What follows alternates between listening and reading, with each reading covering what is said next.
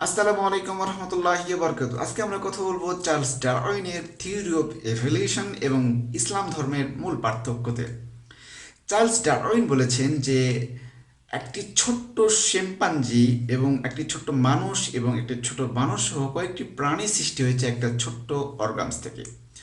অর্থাৎ একটা পর্যায়ে বেশি ডেভেলপ হয়ে ছোট ছোট করে একটু বড় হয়েছে এবং সেখান থেকে মানুষ, বানর এবং অন্যান্য প্রাণীর সৃষ্টি হয়ে দুনিয়াতে ছড়িয়ে গিয়েছে।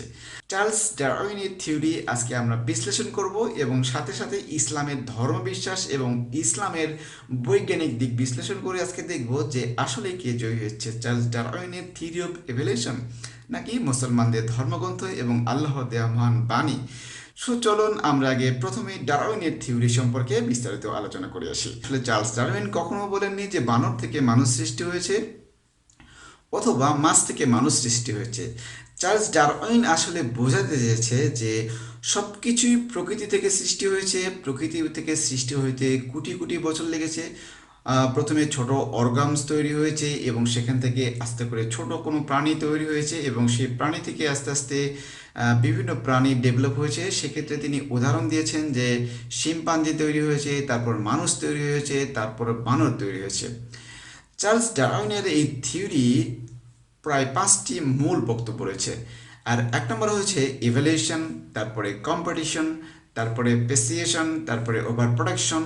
এরকম 5টি মূল বিষয় নিয়ে ডারউইনের থিওরি বা মতবাদ বিদ্যমান। চার্লস ডারউইন একদিন একটা দ্বীপে গেলেন এবং সেখানে কিছু পাখির ছবি তুললেন।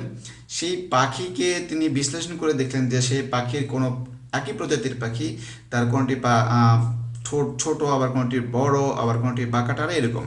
সো এই দিকে তার ধারণা হলো যে সব কিছুই প্রকৃতি থেকে সৃষ্টি হয়েছে এবং এটি ডেভেলপ হইতে কোটি কোটি বছর সময় লাগে এবং তার থেকে মানুষ সৃষ্টি হয়েছে, তারপরে বানর সৃষ্টি হয়েছে এবং শিম্পাঞ্জির মতো প্রাণী সহ প্রায় 5টি প্রাণীর কথা তিনি বলেছেন। এই ডারউইন কিন্তু এমন একটি মতবাদ ছড়িয়ে দিয়েছে যেটা ইসলামের ধর্মের বিপক্ষে এবং ইসলাম ধর্মবাসীর বিশ্বাসের বিরোধিতা করে। যেমন ইসলাম বলেছে যে না, আসলে প্রকৃতি থেকেই সব কিছু সৃষ্টি হয়েছে, বিষয়টি এমন নয়, কিন্তু প্রকৃতির প্রয়োজনে মানুষ সহ বিভিন্ন প্রাণীকে তিনি আল্লাহ পাক সৃষ্টি করে এই দুনিয়াতে নাজিল করেছে বা ছেড়ে দিয়েছে। যেমন মানুষকে সৃষ্টি করা হয়েছে মাটি থেকে এবং আল্লাহ পাক পবিত্র কোরআনের বিভিন্ন জায়গায় বলা হয়েছে যে তিনি তিন থেকে সৃষ্টি করেছেন। আবার তিনি কখনো বলেছেন যে মা পানি থেকে সৃষ্টি হয়েছে করা হয়েছে তোমাদেরকে, এবং কখনো তিনি বলেছেন যে তোমাদেরকে জমাট পিণ্ড রক্ত থেকে সৃষ্টি করা হয়েছে, এবং কখনো বলা হয়েছে যে তোমাদেরকে শুক্রকীট থেকে তৈরি করা হয়েছে। আসলে এটার বড় একটা ব্যাখ্যা রয়েছে। আল্লাপাক যতগুলো কথা বলেছেন তার সবগুলোই একটি জায়গায় আসে, সেটা হচ্ছে পানি। আর সে পানি বিভিন্ন জায়গার উপরে বিভিন্ন রূপে থাকতে পারে।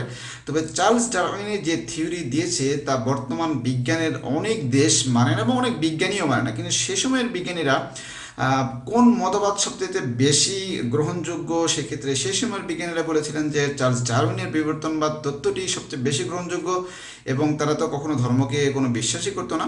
তবে সেই চার্লস ডারউইনের বিভিন্ন থিওরি এবং বিভিন্ন গবেষণা হয়েছে, সেক্ষেত্রে সেই পর্যন্ত তারা চার্লস ডারউইনের থিওরিকেই এখন পর্যন্ত আবিষ্কৃত কোনো থিওরিকে সবচেয়ে বেশি গ্রহণযোগ্য বলে চার্লস ডারউইনের থিওরিকেই বিজ্ঞানীরা মতামত দিয়েছেন। কিন্তু যেহেতু আমরা ইসলাম ধর্ম পালন করি আর বিশ্বাসটা আমাদের সবচেয়ে বেশি, ইসলাম যতটা বিশ্বাসের তার চেয়ে বেশি হচ্ছে বিজ্ঞানের এবং যুক্তির। সেটা হচ্ছে আমরা কোরআনের বিজ্ঞান দিয়ে বর্তমান বিজ্ঞানকে চ্যালেঞ্জ করতে পারি। মানে বিজ্ঞান কোরআনের বিজ্ঞানে আসতে আরও হয়তো কোটি বছর লেগে যাবে, কিন্তু কখনো তারা বিজ্ঞান কোরআনের বিজ্ঞানের কাছে আসতে পারবে না। মুসলমানদের ধর্মবিশ্বাস হচ্ছে যে মানুষ সৃষ্টি হয়েছে শত অন্য প্রাণী সৃষ্টি হচ্ছে আল্লাহর পক্ষ থেকে, আর চার্লস ডারউইন বলছে যে না, সব কিছু প্রকৃতি থেকে সৃষ্টি হয়েছে এবং আস্তে আস্তে এই বিশেষ থেকে ডেভেলপ হয়ে একটা ছোট প্রাণী সৃষ্টি হয়েছে এবং ছোট প্রাণী থেকে বিভিন্ন প্রাণীর সৃষ্টি হয়েছে। সো আজকে আমরা এই কোরআনের আলোকে একটু ব্যাখ্যা করার চেষ্টা করি যে মহান আল্লাহ পাক বলেছেন পানি থেকে সৃষ্টি করেছে, মহান আল্লাহ পাক বলেছেন যে তোমাদেরকে শুক্রকীট থেকে তৈরি করা হয়েছে, আবার আল্লাহ পাক অন্য এক জায়গায় বলেছেন যে তোমাদেরকে মাটি থেকে সৃষ্টি করা হয়েছে, আল্লাহ পাক অন্য এক জায়গায় বলেছেন যে আমি তোমাদেরকে জমাট পান্ডা রক্ত থেকে তৈরি করেছি। সো এটা একটু ছোট্ট করে বিশ্লেষণ করি। মহান আল্লাহ পাক সব কিছুই একই বলেছেন। যেমন মতভেদ আল্লাহ পাক বলেছেন, যেমন প্রথমে আল্লাহ পাক বলেছেন যে তোমাদেরকে মাটি থেকে সৃষ্টি করা হয়েছে, আর এই মাটিতেই কিন্তু পানি প্রয়োজন হয় এবং কাদামাটির সৃষ্টি হয়, এবং কাদামাটি থেকেই কিন্তু মূলত মাটির যে নির্যাস সেটা তৈরি হয়। আর সেখানে ধরেন বিভিন্ন ফলমূল এবং গাছ সৃষ্টি হয়, এই গাছ থেকে কিন্তু ফল তৈরি হয় বা আমরা যা খাই সেগুলো তৈরি হয়। সেই ফল আমরা খাই, তারপরে আমাদের শুক্রকীট তৈরি হয়। এই শুক্রকীট থেকে আবার কিন্তু যখন মায়ের রেহেমে সেটা চলে যায় সেই ক্ষেত্রে তখন সেটা জমাট বাঁধা রক্তে পরিণত হয়। এবং কোরআনে এই ব্যাখ্যাটাই দেওয়া হয়েছে মূলত। মুসলমানদের কোরআন এবং বিশ্বাস এবং বর্তমান বিজ্ঞানও সেটা মোটামুটি বলছে যে যে না আসলে মানুষ পানি থেকে সৃষ্টি হয়েছে এবং পূর্ববর্তী কোনো সময়ে হয়তো মাটি থেকে সৃষ্টি হয়েছে। কিন্তু বিজ্ঞান এখনো পর্যন্ত কোনো স্পষ্ট ধারণা দিতে পারেনি যে আসলে মানুষ কোথা থেকে সৃষ্টি হয়েছে। চার্লস ডারউইনের থিওরি অফ ইভলিউশন একটি মতবাদ, মূলত কোনো বৈজ্ঞানিক কোনো বিশ্লেষণ নয় এখন পর্যন্ত। এবং অনেক দেশ যেমন দক্ষিণ কোরিয়া, দক্ষিণ আফ্রিকা, এইসব দেশ কিন্তু চার্লস ডারউইনের থিওরি এবং মতবাদকে তারা বিশ্বাস করছে না এবং তারা বলছে যে না আসলে একটু প্রকৃতিগত ব্যাপার, কিন্তু এটা কখনো এখন বিজ্ঞানের কোনো গল্প হতে পারে না। সুতরাং এখানে বোঝাই যাচ্ছে যে বিজ্ঞান আজকে যতটুকু উন্নতি হয়েছে কোরআনের বিজ্ঞানের কাছে আসতে বিজ্ঞানের আরও অনেক বছর লেগে যাবে। সুতরাং আমরা বিজ্ঞান দিয়ে কোরআনকে মাপবো না, বরং বর্তমান বিজ্ঞান কোরআনের সামনে এসে কোরআনের বিজ্ঞানের কাছে আসতে বহু বছর সময় লাগে। সো এখানে আমার যুক্তিতে চার্লস ডারউইন যেটা বলেছেন সেটা হচ্ছে চার্লস ডারউইনের ব্যাপার, আবার কোরআন যা বলছে সেটা হচ্ছে কোরআনের বিষয়। কোরআনের বিষয়টি হচ্ছে সামগ্রিক সকল মুসলমানদের জন্য এবং সকল ধর্ম এবং মতের জন্য। কিন্তু চার্লস ডারউইন যে থিওরিটা দিয়েছে সেটা হচ্ছে একটা প্রকৃতিবাদ, যারা প্রকৃতির পূজা করত এবং প্রকৃতি থেকে সব কিছু এসছে, এটা এক ধরনের নাস্তিকতা। আর এই নাস্তিকতা থেকে আমাদের ফিরে আসতে হবে মহান আল্লাহর দিকে। সুতরাং সবাইকে বলে রাখি যে চার্লস ডারউইন ভিএস মুসলমানদের ইসলাম, এখানে ইসলামই জয়ী হবে এবং সেই পর্যন্ত অপেক্ষা করতে হবে। কেননা একটা সময় ভাবা হতো যে পৃথিবী ঘুরছে, আবার কখনো বলতে যে না পৃথিবী ঘুরছে না, সূর্য ঘুরছে। কখনো কখনো বিজ্ঞান বলেছে যে না সূর্য স্থির আছে, পৃথিবী ঘুরছে। আবার কখনো বলছে যে না পৃথিবী স্থির আছে, সূর্য ঘুরছে।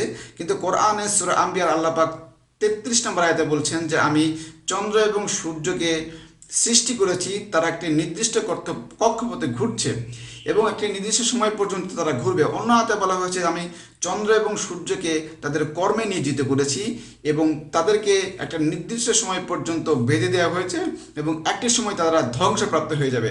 সুতরাং আল্লাহ পাক বলেছেন স্পষ্টত সত্য কথা, কোরআনের এই বিজ্ঞানকে আসতে প্রায় 200-300 বছর লেগেছে। যেমন কোরআন আল্লাহ পাক বলতে সব কিছুই ঘুরছে তাদের নিজস্ব অক্ষপথে। এবং একজন বিজ্ঞানী যে মতবাদ দিয়েছিল সেটা সম্ভবত গ্যালিলিও যখন মতবাদটা দিয়েছিল তখন খ্রিস্টানদের বাইবেলের বিরোধিতা হয়েছিল এবং তাকে সম্ভবত ফাঁসিতে ঝুলিয়ে হত্যা করা হয়েছিল।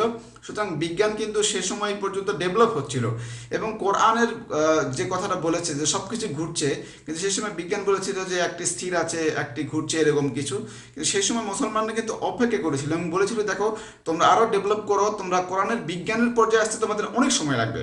সুতরাং বিজ্ঞান আরও উন্নত হলো এবং তারা গবেষণা করে সর্বশেষ সিদ্ধান্ত দিয়েছে আলহামদুলিল্লাহ যে বিজ্ঞান বলছে যে না পৃথিবীও ঘুরছে, সূর্যও ঘুরছে। সুতরাং আল্লাহ পাক বলছেন যে সব কিছুই তারা নিজ নিজ অক্ষে ঘুরছে। 1400 বছর আগে হজরত মুহাম্মদ সাল্লাল্লাহু আলাইহি ওয়াসাল্লামের মাধ্যমে যে কোরআন এসেছে সেই কোরআনে কি করে এই তথ্যতে দেওয়া হলো যে পৃথিবী সহ পৃথিবীর সব কিছু এবং সূর্য, গ্রহ, নক্ষত্র, তারা এবং কুল্লু ইয়াজবাহুন সব কিছুই তারা নিজ নিজ অক্ষে ঘুরছে। আল্লাহ পাক কখনো বলেন যে কোনোটা স্থির আছে। সুতরাং ডারউইনের থিওরি এবং কোরআনের যে ব্যাখ্যা এবং কোরআনের যে বিজ্ঞান, সেক্ষেত্রে কোরআন এখন পর্যন্ত বিজয়ী হয়েছে এবং ইনশাল্লাহ ডারউইনের থিওরি আর বিজ্ঞান আরও ডেভেলপ হতে আরও 200 বছর লাগবে। 200 বছর পর বিজ্ঞানের কথা বলতে বাধ্য হবে যে না মানুষকে সৃষ্টি করা হয়েছে মাটি থেকে, প্রকৃতি থেকে কোনো কিছু সৃষ্টি হয়নি, বরঞ্চ প্রকৃতির প্রয়োজনে, মানুষের প্রয়োজনে আল্লাহ পাক বিভিন্ন জন্তুকে মানুষের অধীনে সৃষ্টি করে দিয়েছেন। আলহামদুলিল্লাহ। আপনারা এই চ্যানেলটি সাবস্ক্রাইব করে রাখতে পারেন। আমরা এই চ্যানেলে বিভিন্ন কোরআনের বিষয় এবং ব্যাখ্যা দিব আপনাদেরকে এবং ইসলাম প্রচারের সাথে চ্যানেলটি সাবস্ক্রাইব করে পাশে থাকুন। ধন্যবাদ সবাই।